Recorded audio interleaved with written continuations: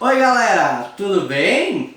Bom, o Prof. Tomás assim ó, morrendo de saudade de vocês, das nossas aulas, e para isso ele resolveu então a partir dessa semana, né, como a gente vai iniciar um novo conteúdo, ele vai começar a gravar vídeos toda semana junto com o conteúdo para poder ficar um pouquinho mais próximo do que a gente teria numa sala de aula, né? Já que a gente não está podendo ter aula normal, né? Então é para a gente conseguir ficar um pouquinho mais próximo e poder matar um pouquinho da saudade, certo?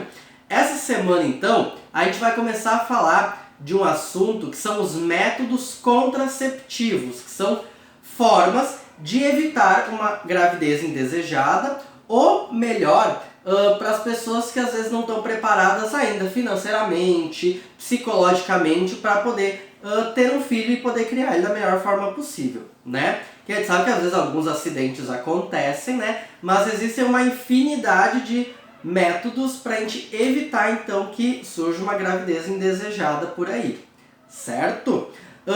Esses métodos, né, os métodos contraceptivos, eles são divididos em 5 grupos. Na aula de hoje a gente vai ver 2 destes grupos, tá? E aí semana que vem a gente vai ver os outros 3 grupos, certo? Então, o primeiro grupo que a gente vai ver, então, são os métodos anticoncepcionais comportamentais.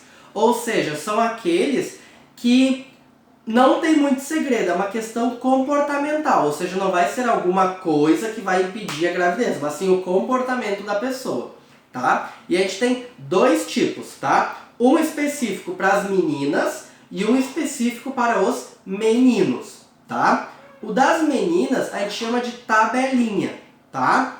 Que as meninas vão ter um ciclo menstrual, né, que a gente falou nas últimas aulas, né, então da ovulação até a liberação do óvulo, e aí quando esse óvulo é liberado e não é fecundado, então ocorre o processo da menstruação das meninas, né, isso a gente falou algumas aulas atrás. A tabelinha, o que que é? É como se fosse um calendário, que a menina vai ali na tabelinha, conforme as respostas do corpo dela, né, ela vai olhando quando que é o período fértil dela ou o período que ela não está propensa a desenvolver, então, né, a ficar grávida, por exemplo, né? Então, a partir dessa tabelinha, desse calendário que ela vai criar, ela vai ver quando que ela pode ter uma relação sexual sem ter o risco de ficar grávida, né? Basicamente é isso, né? Porque é comportamental, uma coisa bem simples. Só que aí tem uma desvantagem, né? Por quê? O ciclo menstrual, ele tende a ser regulado, ser certinho. Mas às vezes, por muitas questões, alguma doença que a gente fica um pouco doente, gripado, ou alguma outra, né, alimentação, tudo isso influencia no ciclo menstrual. E aí pode dar uma mini desregulada ali no meio desse ciclo, e aí mesmo ela cuidando da tabelinha, pode acontecer do óvulo ser liberado antes, ou ele ficar mais tempo antes, né, de ser expelido para fora do corpo, né? Então não é um método muito seguro, pois pode ter essas variações dentro do ciclo, né? Então não é muito indicado. O coito interrompido, o que que é? É não durante a relação sexual, antes do menino ejacular, ele vai então tirar o pênis para fora da vagina da menina, né? Evitando que vai ejacular lá dentro, né? Então, e colocar os espermatozoides lá pro caminho pro óvulo, né? É um método seguro? Não. É um dos primeiros métodos contraceptivos que existem, né? Porque antigamente, lá no tempo da avó, do vô, do biso, da bisa, não tinha nenhum outro método contraceptivo. Então essa era a única forma então, de evitar uma gravidez. Porém, não vai ser só na ejaculação que o menino pode liberar espermatozoides.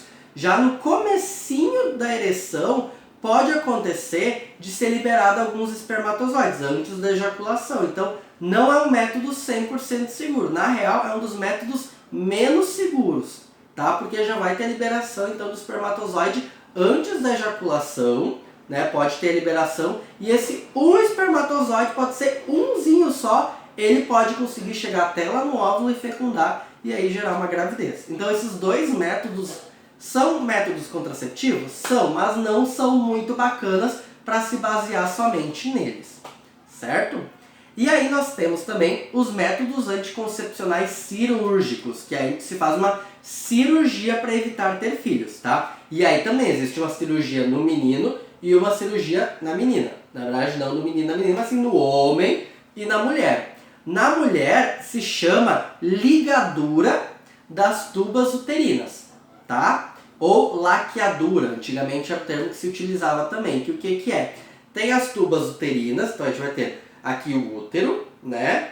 E aí tem as tubas uterinas até os ovários.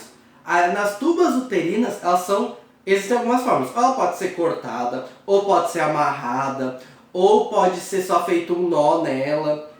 Existem diversas formas. O que acontece isso?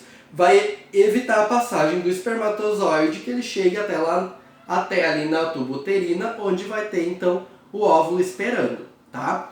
É possível, às vezes ainda, de não ser bem amarrado ou ser bem feito, e pode acontecer um imprevisto e acontecer ali um espermatozoide conseguir escapar e fecundar um óvulo. Então, é um método normalmente mais indicado para pessoas mais velhas, que já tiveram muitos filhos, que não tem condições de ter mais filhos, né? Então é indicado normalmente para a galera que já teve filhos ou que é mais velha. Não é indicado para a galera mais nova, exatamente por isso. Alguém vai querer fazer isso e daí depois quer ter filho e daí não pode, porque às vezes é irreversível, pode acontecer de não conseguir mais reverter esse quadro cirúrgico. E nos meninos também é feito esse corte, é feito o corte ali no canal deferente, que é aquele canalzinho que sai lá do testículo e do epidídimo e chegando até lá na próstata, aquele canalzinho ali assim, bem ali no saco escrotal é feito um corte também, ou amarrado da mesma forma que vai evitar que o espermatozoide vá sair na hora da ejaculação, ou seja, da excitação do menino, certo?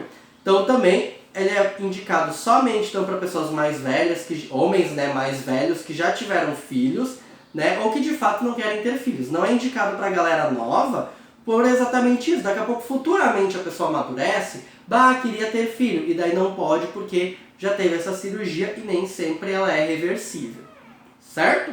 Então esses são os dois métodos que a gente vai ver hoje, né? Então, comportamental, que tem a ver com comportamento, e o cirúrgico, que de fato é uma cirurgia que é feita, né? Semana que vem a gente vai falar de mais 3 tipos, tá? Não vou dar spoiler pra vocês vão ter que assistir o vídeo da aula que vem pra poder saber do que eu tô falando, certo? Um abraço bem apertado do Prof. Tomás e até semana que vem!